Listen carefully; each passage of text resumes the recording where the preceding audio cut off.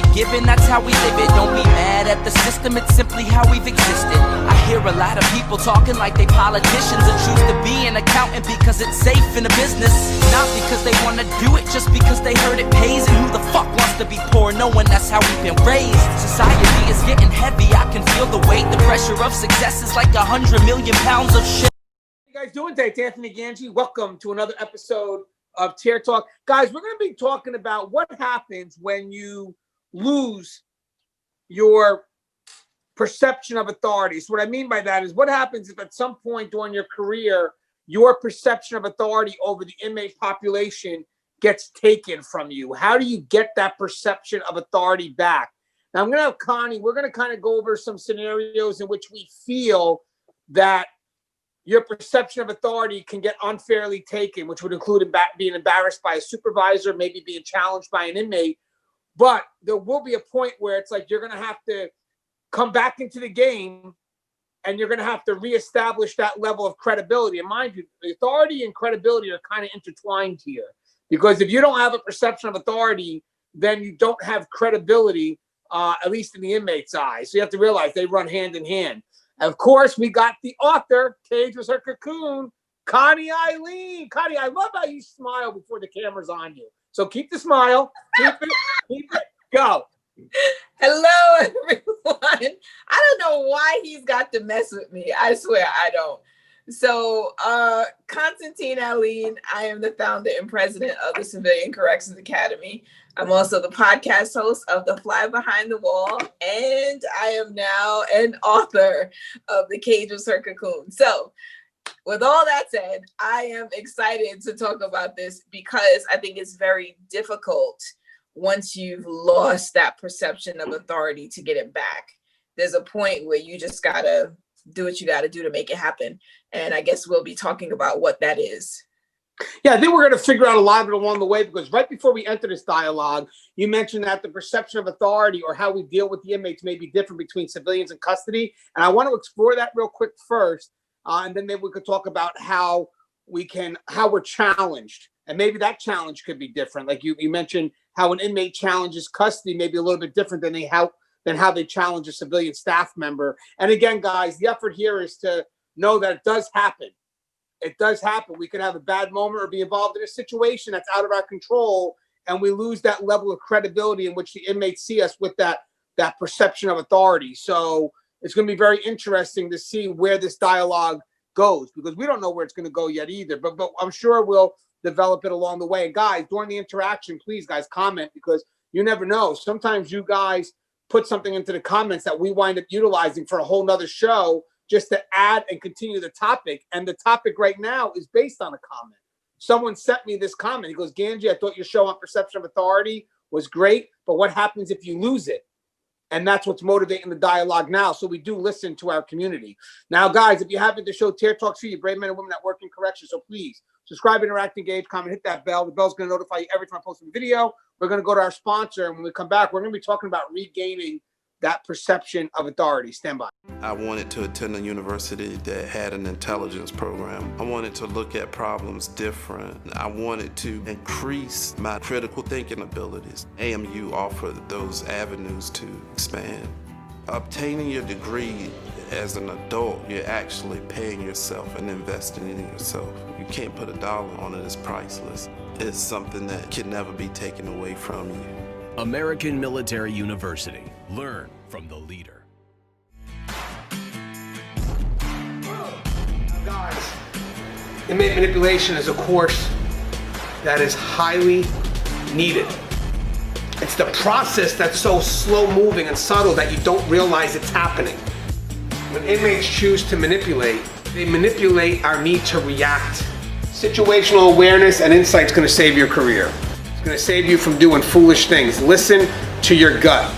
So the more insight we have, the more we can recognize what isn't so overt, and we can correct our behavior before we fall into a trap that we can't get out of. If you allow an inmate to pull you out of your prescribed role, you are opening up a door for a host of problems. Inmate manipulation, the psychology behind inmate manipulation. Available now. Link in description. All right, and we're back. Connie, you mentioned something right before we went to break when we talked about how inmates can challenge our perception of authority. But you said that the challenge may be different between how they challenge a civilian versus how they challenge custody. And I would like to explore that before we go into the dialogue. So what did you mean by that? So I think that the civilians, like, we pose less of a threat to their perceived authority, right? Like, because depending on, the relationship or the exchange that, the civilian may have with the inmate, like if the civilian is in a giving role, a nurturing role, a role of service, that's very different of the role of authority that's inherent in the title of an officer. Like that's what you guys are there for. Like, you're in control. So I think that when they come at the civilians, they come at us very different. So for me, I've had the experience of someone coming at me like with a very firm and like authoritative kind of voice, right? Like the tone of voice. And that could be intimidating, especially for someone who may not be experienced in the environment, right? He wasn't actually threatening, but like the tone of voice was something that I think he understood could shift the power, essentially, right? And so I think for me, it was one, having the courage to stand up and be like, nah, it's not going down like that today. But also too, it's like, you have to have, I want to say, the confidence in who you are as an individual to actually, not to say you're going to go toe to toe as a civilian with an inmate, but there is a level of neutralizing sort of their ability to be intimidating. But I think with that comes a certain level of comfortability, I think, working in the environment and working with the population before you can just do that. But if that would have happened, I think probably early on in my career, I'd probably been like, yeah, this is not for me. Like, who knows where that would have went, But yeah, well, I could see how that happens. I think maybe, let me ask this too, because as I'm hearing what you're saying, is the perception of authority different for civilians than custody? Like for me, for custody, that is our job. We have to have that perception 100%. That perception connects to our credibility in everything we do in regards to those dealings with that inmates, from a housing unit to work detail to whatever it is. That perception of authority cannot waver. Again, it really does connect with that credibility. Would you think that perception of authority has the same value with the civilian staff? I don't think it's the same. I think because whenever there's a situation, we default to you guys. So it's almost like we don't really have the power. You guys have the power. Like, we have to go to you for the support that we need. We have to go to you for permission for certain things. Like, so there isn't like we have 100% power, right? Maybe in our prescribed roles, we have authority over that role. But when it comes to managing the population, managing their behavior and such, like, that is within you guys' wheelhouse. And so I think there is a way that we don't assert ourselves when it comes to that relationship. Right, that makes sense. So again, for us, again, the perception of authority 100%. But I still like to feel that when it comes to the civilian side, you're right. There is that level of expertise that they connect to. And at that point, like if I'm a teacher and you're not listening to me in the classroom, well, that is my home. That's where I feel most comfortable at. That's where I'm going to push my authority. But, let's say that same teacher sees negative interaction in, I don't know, a public area, or maybe walking past a mess hall. They may not feel that they have that same level of authority, over inmates in a yard or a mess hall. I'm not saying that they would be there, just hypothetically, as opposed to that ability in the classroom where custody, it doesn't matter. We'll walk into the classroom and take control. We'll walk into the mess hall and take control, because that's what we do. That's what our job is. And that's how it should be. Again, everybody plays their role. Now, and that was actually, we should have a dialogue on that one day. That alone could be a very interesting dialogue. I'd love to get people's thoughts on that. But as we move forward, I'm going to talk about an incident where I felt that my authority was challenged And I felt at that moment I lost all my credibility to be effective in the unit. And again, effective was ultimately dealing with the inmate population. I had a sergeant, and I talked about this story before, so I'm not going to kind of reiterate the whole story. It's actually in the book I have coming out too. It's the very first chapter, because what opens up me to trying to understand, why I thought the way I thought. It's a very intense moment for me.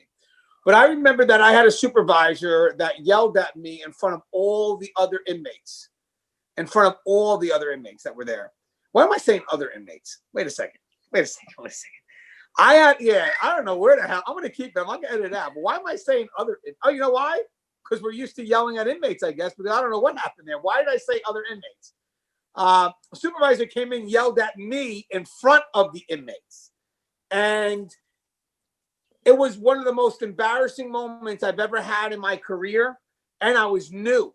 So think about this, guys. I'm just coming into the profession. So this is going to be a foundation where I could lose that confidence in a heartbeat, and that could travel with me for the rest of my career. So this was a very vulnerable time for me, but also a very important time for me to decide how I'm going to let this shape the rest of my career, because this was at the very beginning of my career. Now, when this person embarrassed me, the inmates heard it all. And then when I was driving home and the next day thinking about it, the one thing I kept on running through my mind was, how am I going to be seen as being credible? How am I going to be able to be seen as having this level of authority over the inmates after just being embarrassed the way I was in front of the inmates? Now, again, I'm new, so I need to discover this now. And the sad thing is this, man. The sad thing is this, Connie, is that if I didn't find a way to pick myself up, because at this point, this was really about me finding the confidence in myself, because this person really put me on a negative foundation. So I have to dig myself out of that. He can't do that for me. I have to do it. So it's not only do I have to act the role of being confident, but I have to believe that I am confident. So this is what I kind of did. Now, if you guys are familiar with the story, I was vulnerable. Inmates started trying to play that game with me to kind of make it look like what the supervisor did was wrong and all these other things, and just try to get me to kind of break away from my peers and then start pushing myself towards the population because they were embracing me. I think for me, so did you feel like they were trying to isolate you? Oh, 100%. That's the opening story of the book. But they had ways to do it at that point, because I felt vulnerable, because I felt that the supervisor was wrong. So they knew exactly what to say to me to get me to want to listen to them. Because again, I was embarrassed in front of them. So I wanted to redeem myself in front of them. But this wasn't the way. And they knew that. They knew that somewhere along the line, I have lost my credibility in running that unit. So what they knew was they could build me up. Because think about this, guys. If they were to build me up, I'm connecting my confidence with them. I'm connecting my confidence with them because they're building me up. You know what I mean? Mm-hmm. And it's a great thing that they're doing, right? They're playing this great game to isolate me and to connect me with them on something positive. So if I'm walking around with confidence, it's not because of my peers, it's because they built me up. So immediately what I did was I separated myself from them, because right off the bat, I knew something didn't feel right. But the last thing I wanted was for them to pick me up. And I was very upset at the supervisor, by the way. I was. But I also had to not internalize what the person did. He was in the wrong. I wasn't. So I had to convince myself first, which was the hard part, that I wasn't wrong. That this supervisor was unprofessional in their actions by, yelling at me in front of the other inmates. So I had to believe that it wasn't me. And mind you, I was new. That took a lot. That did take a lot, because I didn't know if I did anything wrong. So it took a lot for me to convince myself that what I did wasn't wrong. I'm hoping by me convincing myself, and by the way, also talking to some peers, talking to my FTO who also helped build confidence, like, oh, that's who that person is. Don't let it get to you, Gange. You're doing great. And really listening to that reassurance. Like, by the way, guys, we're all going to make mistakes. But when you go to connect to your peers and they're lifting you up, embrace that, internalize that. Don't dismiss that because you're so overwhelmed with the negative that that supervisor did. Embrace the good that people are telling you. Connect to the positive. But the first thing I had to do in order for me to be seen credible again and regain that level of authority is I had to internalize the good. I had to know that, hey, this wasn't me. This was him. And I really had to believe that. And then when I started being able to believe that, the confidence started to come in and the inmates could start to see that. But again, it's on me. It was on me. Even though it wasn't on me when I lost it, it was on me to build it back up. But what would you do if you were in my position, Connie, if someone had embarrassed you in front of the inmates? Wait. Why is that funny, Connie? This is the beginning of my career. Because, I mean, so here's the thing, right? Like, you know, as a civilian, all right, so I'll back up, right? So like coming in as a civilian employee, the last thing, I mean, your confidence is already shaky, right? Like you're coming in already like in a very interesting space because you're uncomfortable with the environment. You're not familiar with like the population, the operations. There's so much you just have no familiarity with.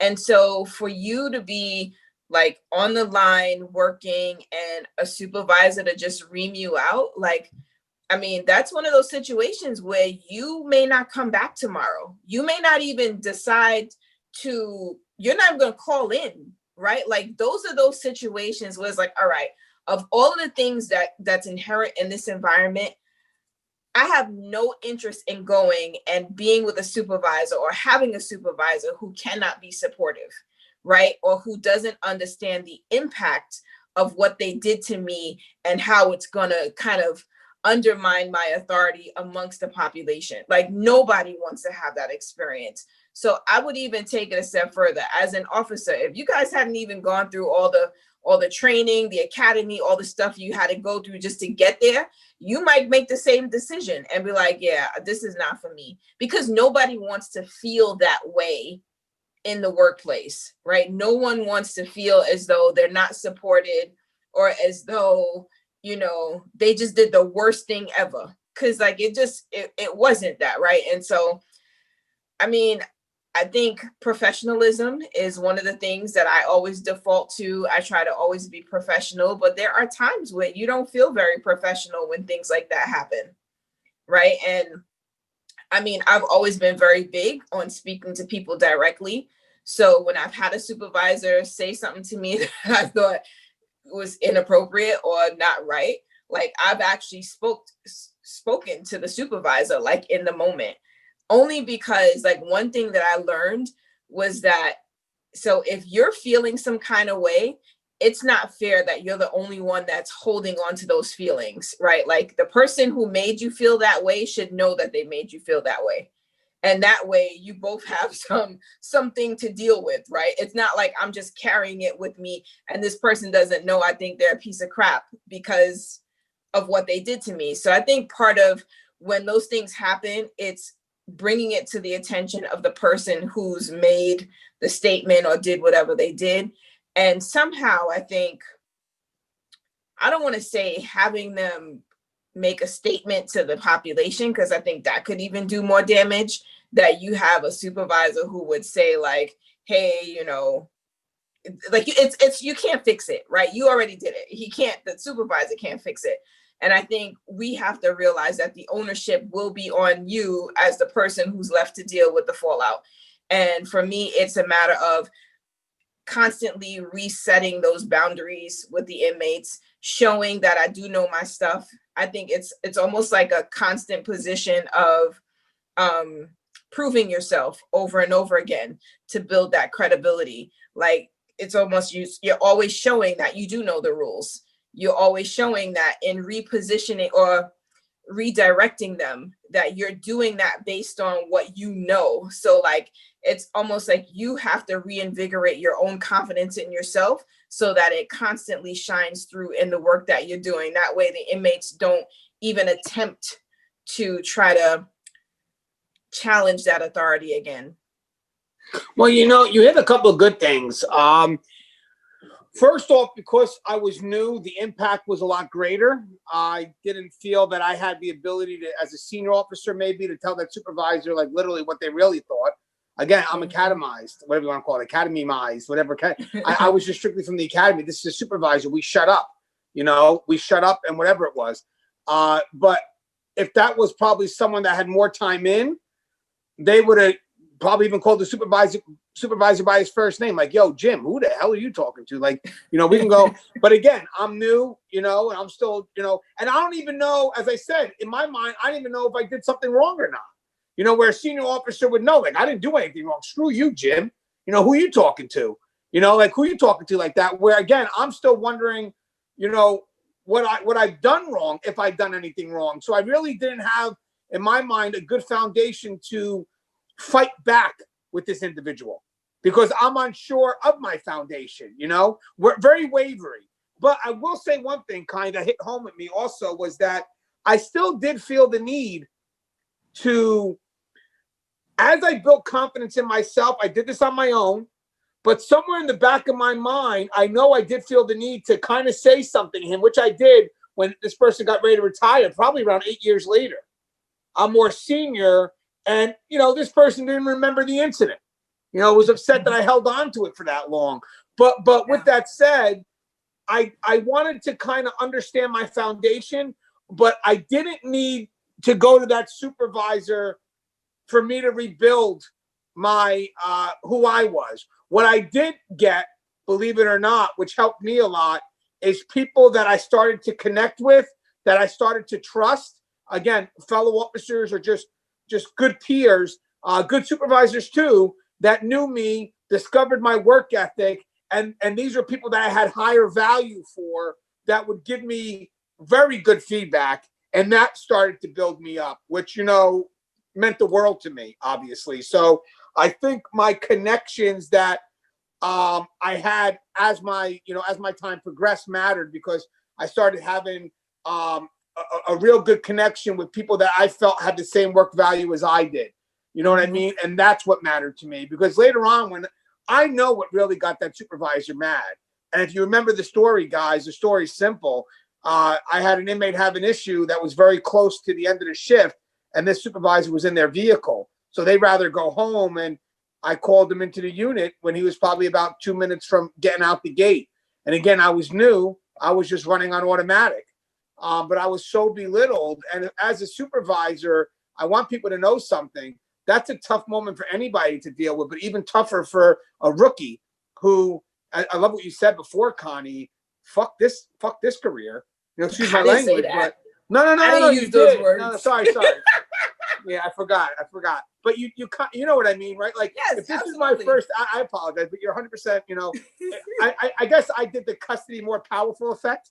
We like to add the word, the F word once in a while. Excuse me, but you're right. It's my first day.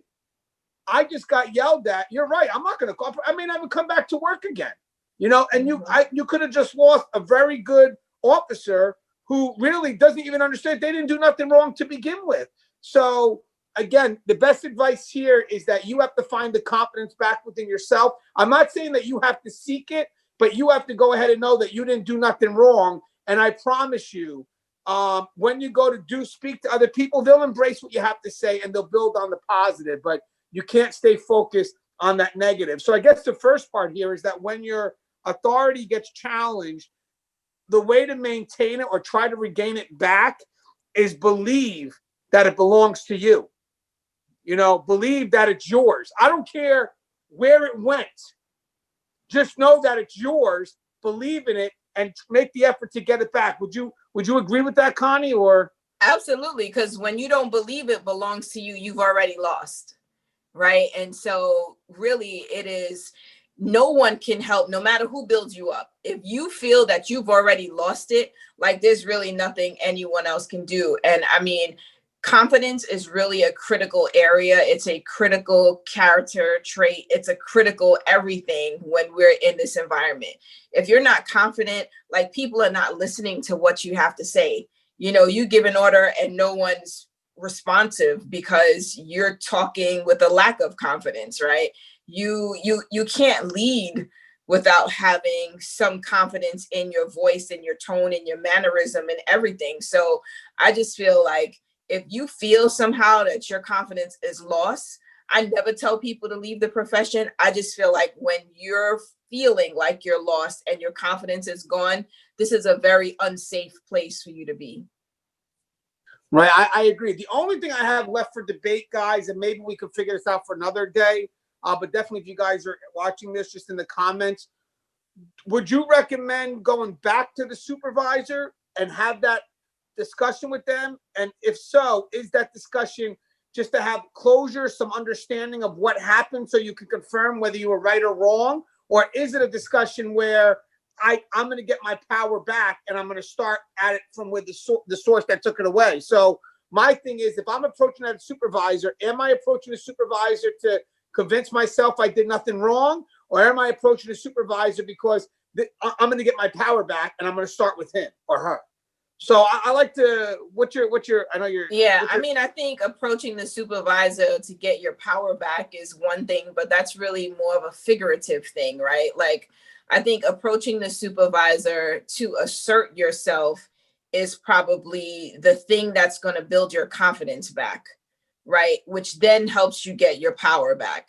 Because I feel like you have now gone to the source, and like that's the beginning of, I think, just putting things back into perspective. I don't know that it's a matter of right and wrong. I think it's a matter of respect. And I think it's a matter of professionalism. So there's a way that the supervisor should be managing anyone they supervise. And that is, if you got to discipline someone, you got to talk to someone, you talk to them however you're going to talk to them, but it's in private, right? So maybe it's even just putting the supervisor on notice, not actually saying I'm putting you on notice, but by you coming back and having that conversation, maybe the supervisor didn't even realize that what they did could have really had such an impact on you. And so now that you've come back just to say to super, hey, listen, you know, if there's an issue with something I'm doing, can you just pull me aside and talk to me about it? Because what you did back there, you know, it really was whatever you feel about it, right? But it's important that I think we have those crucial conversations because we have to. No, you're right. I agree, because as I said, even when I said before, I still found myself 8 years later. I just never had that closure, but 8 years later, I did find myself bringing it back up to that supervisor. I don't know if that was the final thing I needed to feel that I was effective. I think this was just me wanting to tell him, you know, what you could have done. I don't know if it was a one-up moment I tried to have. I know for rookies, it may not be as easy to do that, to go ahead and go to that supervisor and say, hey, yo, that was messed up what you did, as opposed to maybe a senior officer. So I guess there's two routes here. You know, you do have, if it's possible and you can have that one-on-one dialogue, I think that's great. I think that, to me, is a very good route. And again, you're not looking for the supervisor to apologize in front of all the inmates. That's not going to freaking happen. But because you know what? But can I tell you something? Let me just say why we don't want that to happen, by the way. Because the confidence shouldn't come how other people see you. It should come by how you see yourself. So the one-on-one dialogue that you're having with that supervisor really is to get the confidence you need back into yourself, you know, to kind of see, did I do something wrong? What happened? Why did you do it?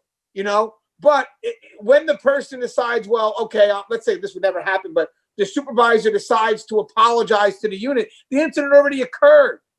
You're not going to get, you don't need the inmates there to, you know, build that confidence. That's what you need to do. So I do respect the one-on-one, you know, with the supervisor. Is it going to be harder for the rookies to do? Yes. So I would still like to give another route where they can maybe find a way to develop the confidence on their own without having to seek the supervisor. And then maybe even when you get that confidence, you may decide to seek the supervisor out. Like what I did when I started building my own confidence, that happened 8 years later.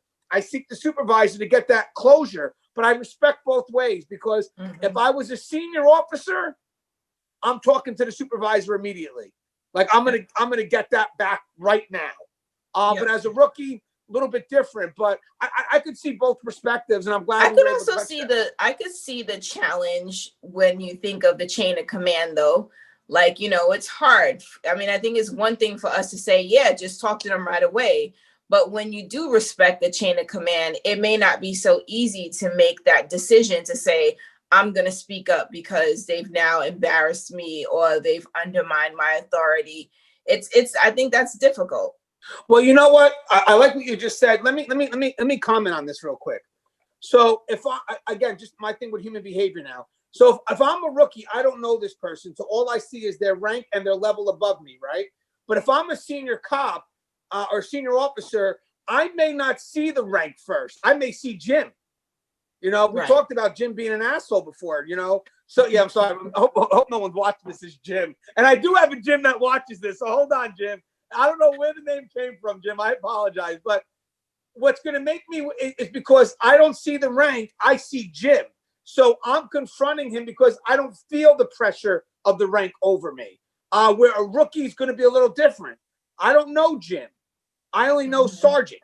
And that rank has been, that's here. And I got to have respect for it, even if this person is being an ass. And it's sad because we do have our rights. We're not supposed to be treated that way. But again, I wanted to make sure that, it really is, I guess the general part of it is how you feel that you need to get the confidence in yourself. So that's one. And again, I guess the dialogue's coming along, so we'll have one more area to touch on. Then we're going to have to re-explore this because I didn't expect that. This is going to be something that we can actually do a whole nother topic on. But you mentioned something I want to explore real quick about being challenged by an inmate. So now this isn't, being embarrassed in a unit. This is being challenged. So can you explain that a little bit from, the civilian side? And I know you definitely have enough of a perspective to also give us the custody side. And then we'll go from there to see how, that plays out. So I think as a civilian, if you don't set boundaries when an inmate challenges you, they will continue to challenge you, and it will make it very difficult for you to get your job done.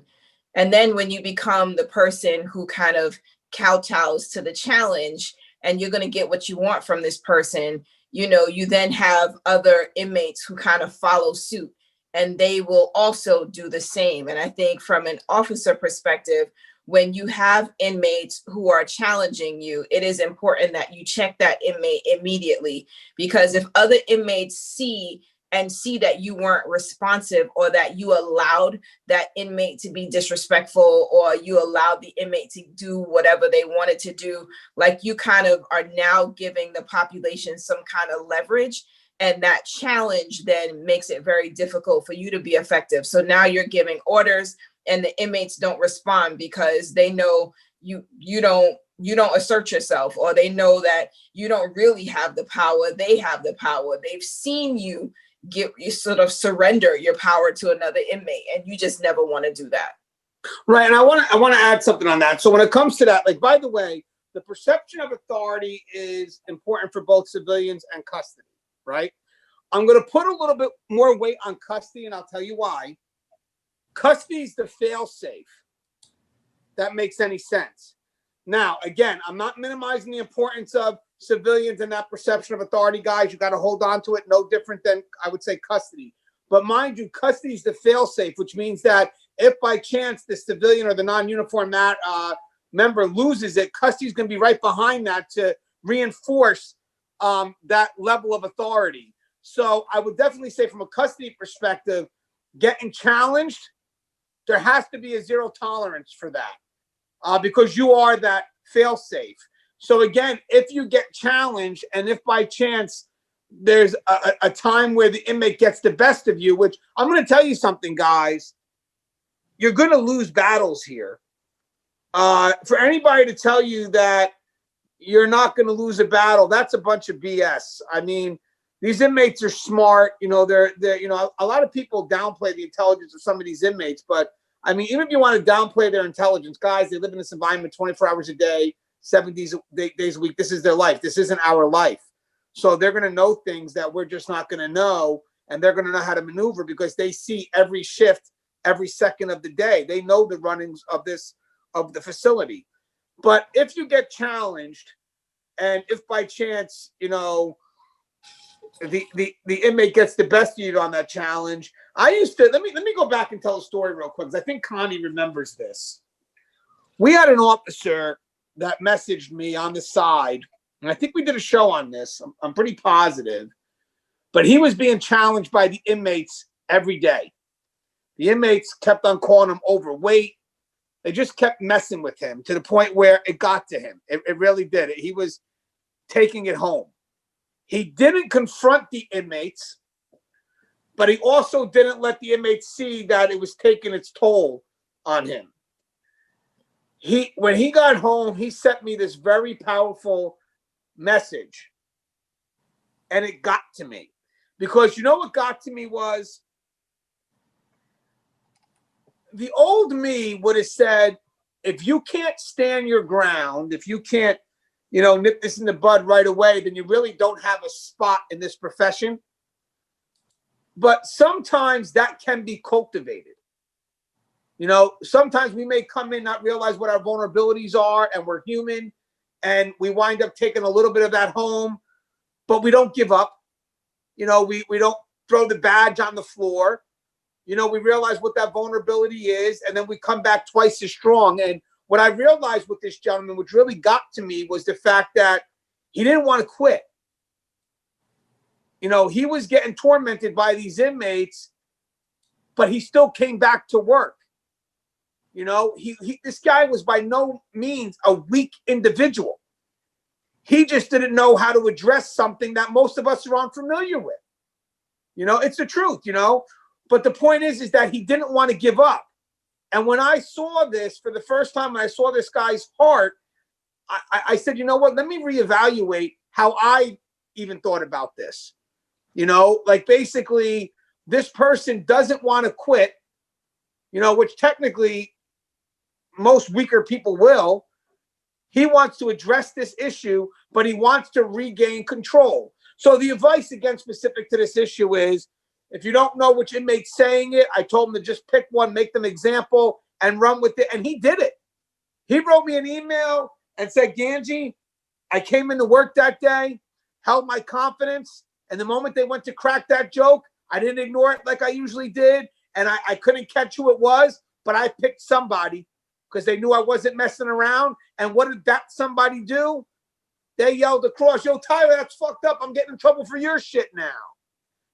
So he was able to gain some level of control, but all he had to do was, again, rediscover the confidence that he already had. You had the confidence coming in for a moment. You lost it. It's fine, but you rediscovered it. It takes courage just to be in this profession. So if something gets to you, it's okay. You're human, but how you react to it matters. So what I would say is, don't let that challenge that you lost defeat you. Let it motivate you, if that's possible. One thing is, it won't happen to me again. Second thing is, okay, you got that, but now watch what's going to happen next. Hey, and again, I'm not making it personal. I'm not doing that. Remember, this is your authority here. We have to have that level shown at all times. But Connie, what's your thoughts on that? Being challenged and, maybe taking a loss. What's your thoughts on having to get that back? I mean, listen, I think it is so important for you to have your authority that you can't afford to let it be gone for too long, right? And so there will be some uncomfortable conversations, some uncomfortable actions that you might have to take in order to get it back. Like, that's just a reality. But I don't think that you have to take ownership for how other people are going to be feeling by you taking your authority back. Like, because you don't owe anybody any justification, right? Like, you want your authority back, and you got to do what you got to do in order to get it back. And I think certainly you don't want to be in a position where you're constantly being challenged, because the constant challenge is what burns you out. The constant challenge is what makes you want to quit. Those are the things that make people suicidal, that they are so unfulfilled at work and they don't have any power. And, they are feeling beat down. And I think, when you start getting into a space when you're feeling that way, that you really have to examine what your next steps need to be in order for you to feel empowered again.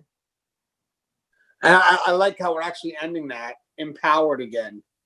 I mean, if that's not the key, that is the key right there, you know. And again, if you're a supervisor, you should be doing that every day, empowering your employees, you know, not taking their power away. I like how we ended that. Hey, Connie, do you have anything that you want to say in closing? I would just like to say, you know, don't leave your power out there, right? Like, it is not anyone's for the taking. And, you know, the reality is that in this environment, when you don't have your authority, or when the authority that's inherent in your role has been taken away, then people start to leverage that and they start to take advantage of that. And you don't want to be in a position where you're feeling used and abused at work. So get it back. Don't let it go. At all costs, you protect that authority that you have. Unless, you know, you see there's a situation where there can be greater impact down the line, you know, certainly you want to bring that to a supervisor so that you get some guidance on what to do. But I would just say, you know, really protect yourself and don't allow folks to walk all over you. Right. And I want to add, Connie, I think that was awesome. And I just want to add, guys, that we all have bad moments. We're not going to have, every day is not going to be perfect.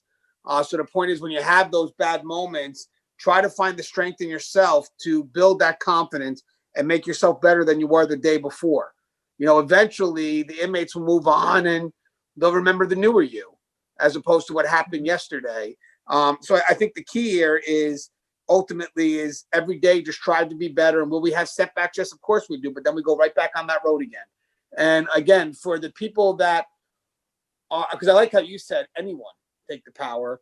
So that's not just inmates. Obviously, that's, you know, the supervisors or your peers. Be careful, you know, as a supervisor or peer, you know, what you're doing to your support or what you're doing to your subordinate. You know, at the end of the day is whatever interaction you have with them, especially if it's in front of the inmate population, they have to be seen as credible, but also they have to believe that they're credible. You know, whatever personal shit, that's not for the facility, because the inmates are going to walk all over them if that person for a second doesn't feel that this is a job that they can do. And again, there's ways to be constructive with people, but the last thing you want to do is be aggressive with them where the inmates could see it and then see that there's a kind of like a break in the chain. Because all you're going to do now is you're going to isolate that individual and the inmates are going to pounce. That's just what they do. As always, guys, the show is Tear Talk. If you haven't, please subscribe, interact, engage, comment, hit that bell. Bell's going to notify you every time I post a video. Stay safe.